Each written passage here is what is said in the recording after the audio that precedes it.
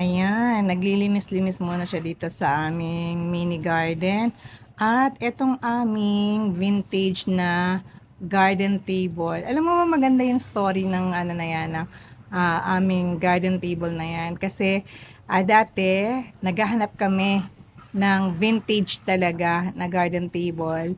At nung nagtingin-tingin kami, aba napakamahal pala, nasa 15,000 pataas. Pero buti nilang meron siyang nahanap sa Carousel. Isang ano rin yun, parang platform na mga nagbebenta ng mga, ayan, nagba-buy and sell, ganon.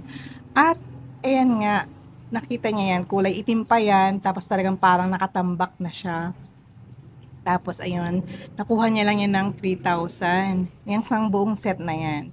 At ang yan, pininturahan na lang niya para maging ganyan. O, diba? Ang ganda na. Thank you for watching and don't forget to follow, like, and share. Bye!